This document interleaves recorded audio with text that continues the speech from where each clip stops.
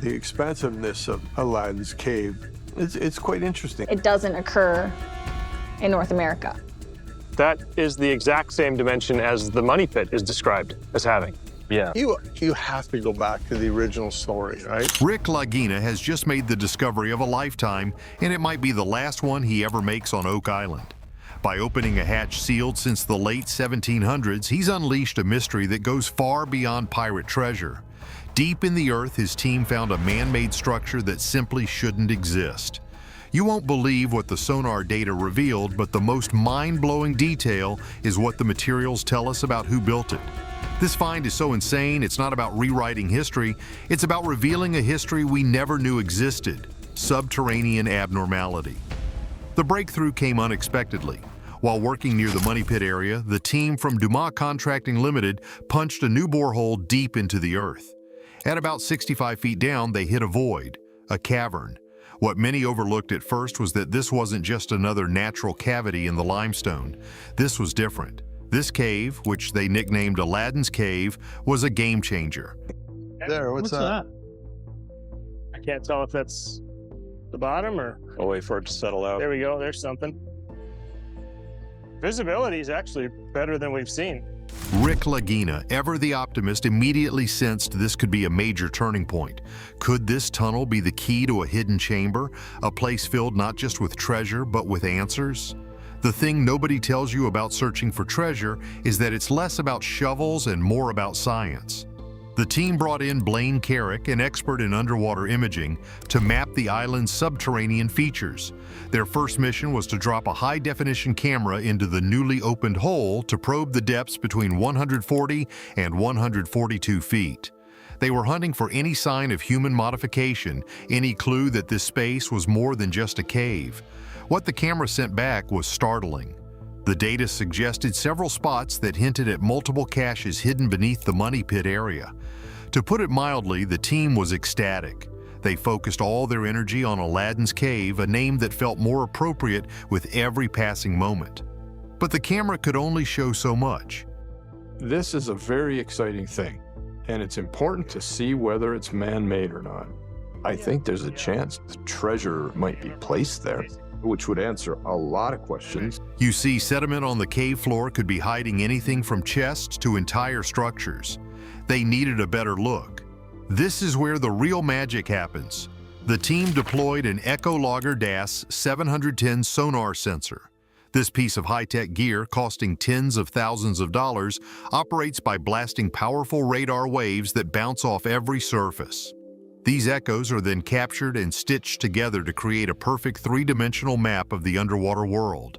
It's like seeing in the dark, hundreds of feet underground. The next morning, the team gathered in the war room, their eyes glued to the screen as the 3D image rendered. What they saw sent a shockwave through the room. The scan revealed a potential man-made entrance inside what appeared to be a naturally formed cave. And then the ultimate reveal, a clear image of a square wall. Nature doesn't build in perfect right angles. This was it. This was the proof they had been searching for. This darker red is the wall in between us and the floor of the cavern. That being said, we can't see the bottom. The aspect of the sonar looking out, the wall is blocking us from seeing any further down. Rick was thrilled, suggesting that this could lead to a hidden chamber buried under the sediment, a vault containing priceless artifacts.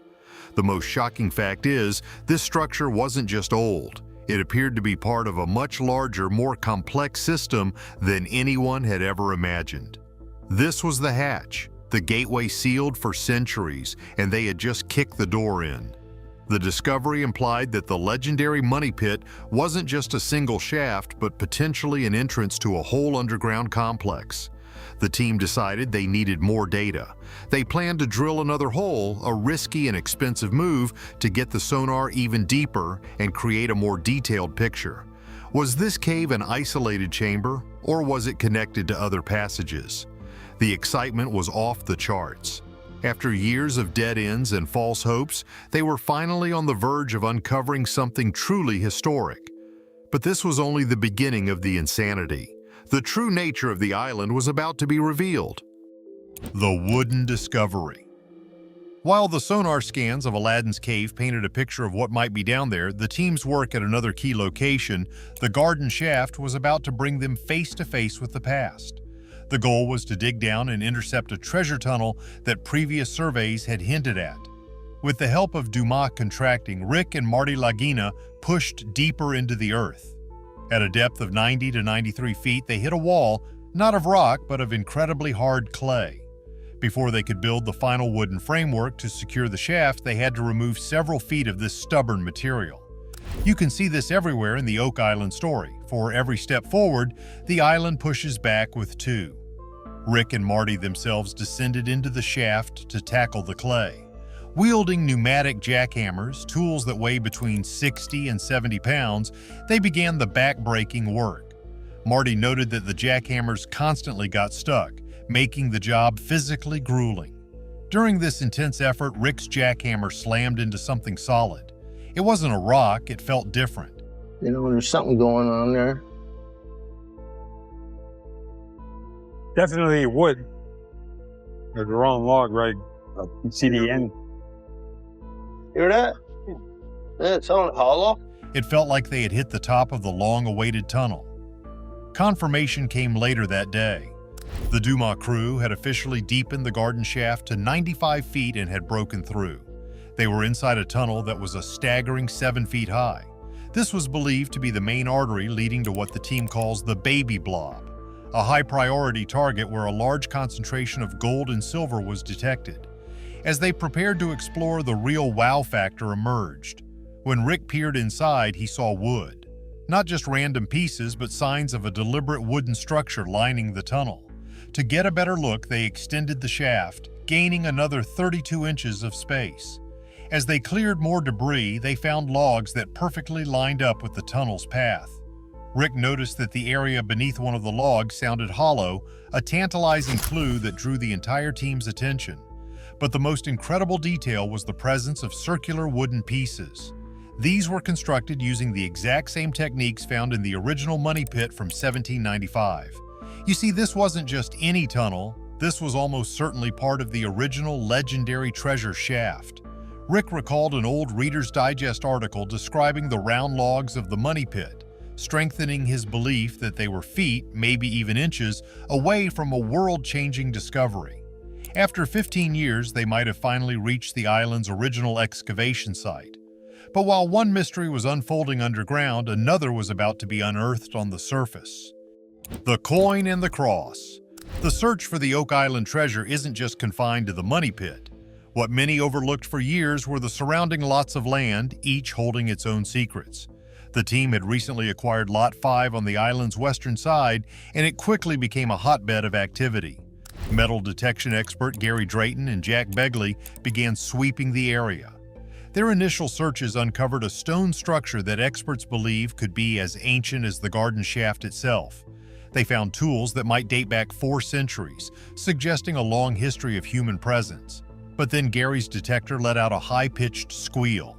Buried just inches beneath the soil was something that had no business being in North America. It's so ornate for lead. Yeah, it's got a scalloped edge. That is really, really unusual, mate. Can I see it? That is unusual. It was half of a Roman coin, reliably dated to 300 BC. To put it mildly, this was an earth-shattering find. Mainstream history says the Romans never came to the Americas. This single, small piece of metal threatened to upend everything we thought we knew about history. And it was just the beginning. As they continued their search, they found a large, old square nail from the 1700s, a common find. But then came another hit. Gary unearthed a heavy lead coin, ornately decorated. He immediately noted its similarity to ancient Roman trade tokens. These weren't government-issued currency, but were used by private businesses for commerce thousands of years ago. A Roman trade token on Oak Island? It raised a million questions. How did it get here? Who brought it? The team decided this artifact was too important to guess about. They sent it to their lab for a full analysis. This is where the story takes a truly insane turn. While one team was finding physical proof of the island's constructors deep in the garden shaft, another team was finding artifacts on the surface that hinted at who those constructors might have been. The lead artifact, more than any gold or silver, was about to provide a clue that connected Oak Island not to pirates, but to a mysterious and powerful order with roots stretching all the way back to the ancient world. The mystery of who was on Oak Island and when was about to get much, much deeper. From Iran to Italy. Back at the Interpretive Center, the team gathered around the lead artifact. Archaeologist Laird Niven carefully cleaned the item, preparing it for the X-ray fluorescence, or XRF, instrument. The thing nobody tells you about archaeology is how much of it happens in a lab. The XRF scanner is a gentle but powerful tool. It bombards an object with X-rays, causing the elements inside to fluoresce or glow. By reading this glow, scientists can determine the exact chemical makeup of an object without damaging it. Emma, the lab specialist, ran the scan and presented her findings. The lead disc was made of 2 layers. The light layer was almost pure lead, with trace amounts of copper and iron. The darker layer, however, was 41% iron. The natural presence of lead in both layers suggested the material was mined, not manufactured from scrap. But where was it mined? To answer that, Emma conducted an X-ray diffraction scan which analyzes the mineral structure. The result was stunning. The minerals in the disc were a perfect match for those found in mines in Iran. A profound silence descended upon the war room, thick and heavy with the weight of impossibility. The word hung in the air, echoing in the stillness left by the presentation. Iran. The initial mineral that I found that it matched to is a sample found in the mines of Iran. The team exchanged glances, a mix of sheer disbelief and burgeoning excitement warring in their expressions. How could this be? How could an artifact unearthed from the cold, damp soil of a small, windswept island in Nova Scotia be chemically traced back to the ancient mines of Persia? The implications were staggering, almost too vast to comprehend. It ripped apart the known maps of history, suggesting a thread of connection that defied all logic, a link stretching across thousands of miles and countless centuries. The discovery opened a veritable floodgate of possibilities, painting incredible pictures of forgotten trade routes, epic pre-Columbian voyages, and a global network far more ancient and complex than any historian had ever dared to imagine. But then Emma, her gaze steady and methodical, held up a hand. She let the weight of her initial words settle before revealing the next layer of the puzzle. There was more to the story. With a few clicks, she brought up a new map on the screen, a geological chart that traced a specific mineralogical signature across the globe. She explained that the unique vein of minerals identified in the artifact was not exclusive to Iran. It was part of a vast, contiguous geological strip, a mineralogical highway forged by tectonic forces eons ago that snaked its way from the Middle East all the way through to the heart of Europe. The Iranian source was real, but it wasn't the only one. The room held its breath. Emma zoomed in on the map, her pointer hovering over the Mediterranean. She had continued her analysis, cross-referencing every known deposit along that geological path. And she had found something remarkable. Not just a similar match, but a statistically stronger one. A near-perfect geochemical fingerprint from a mineral deposit located just off the coast of Italy. Years ago, researcher Zena Halpern had presented a theory backed by ancient maps that the Knights Templar had fled Europe with their vast treasure and sacred relics, eventually burying them on Oak Island. The Templars were known to have extensive operations in Italy. Could this lead artifact be a trade token or a seal used by the Templars? It fit perfectly with the theory. The Roman coin found earlier added another layer, hinting at a presence on the island that stretched back centuries, even millennia. For many viewers watching this, the whole thing might seem unbelievable. Are we missing a key detail here? The thing is, when you put all the pieces together, the sophisticated engineering of the Money Pit, the man-made structures in Aladdin's cave, and now artifacts linking the island to ancient Rome and Templar strongholds, a new picture of history begins to form. The team continues to dig, closer than ever to the truth. They've opened the hatch and now they have to deal with what they found. What if the treasure was never gold, but a truth so powerful it was meant to be buried forever? Let us know your theories in the comments and don't forget to like and subscribe for more incredible discoveries.